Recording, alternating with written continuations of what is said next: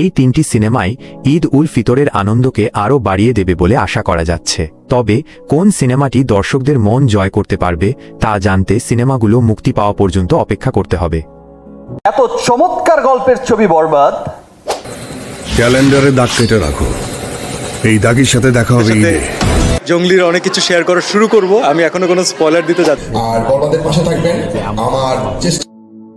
ঈদ উল ফিতরে মুক্তি প্রতীক্ষিত সিনেমাগুলো নিয়ে দর্শকদের মধ্যে বেশ উত্তেজনা বিরাজ করছে। বরাবরের মতো এবারও শাকিব খান, আফরান নিশো এবং সিয়াম আহমেদের সিনেমাগুলো দর্শকদের আগ্রহের কেন্দ্রবিন্দুতে রয়েছে। বরবাদ শাকিব খান অভিনীত সিনেমা মানেই দর্শকদের জন্য বাড়তি আকর্ষণ। তার দীর্ঘ ক্যারিয়ারে অসংখ্য ব্যবসাসফল সিনেমা রয়েছে। এই সিনেমায় তার সঙ্গে জুটি বেঁধেছেন কলকাতার অভিনেত্রী ইধিকা পাল। এছাড়াও যিশু সেনগুপ্তের মতো শক্তিমান অভিনেতা এই সিনেমায় অভিনয় করেছেন, যা সিনেমাটিকে আরও আকর্ষণীয় করে তুলেছে। সিনেমাটির প্রযোজক ও পরিচালক নিয়ে দর্শকদের বেশ আগ্রহ রয়েছে।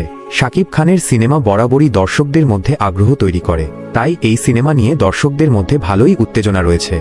দাগি আফরান নিশো তার প্রথম সিনেমা সুরঙ্গ দিয়ে দর্শকদের মন জয় করে নিয়েছেন, তাই তার দ্বিতীয় সিনেমা দাগি নিয়েও দর্শকদের প্রত্যাশা অনেক বেশি। এই সিনেমায় তার সঙ্গে রয়েছেন তমা মির্জা এবং সুনেরাহ বিনতে কামাল। আফরান নিশোর প্রথম সিনেমা সুরঙ্গ দর্শকদের কাছে খুব জনপ্রিয়তা পেয়েছিল, তাই এই সিনেমাটি নিয়েও দর্শকদের মধ্যে ভালোই আগ্রহ আছে।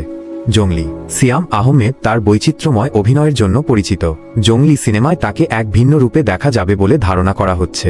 এই সিনেমায় তার সঙ্গে রয়েছেন শবনম বুবলি এবং প্রার্থনা ফারদিন দিঘি। সিয়াম আহমেদের সিনেমাগুলো সাধারণত ভিন্নধর্মী হয়ে থাকে, তাই এই সিনেমাটিও দর্শকদের মধ্যে আগ্রহ তৈরি করেছে।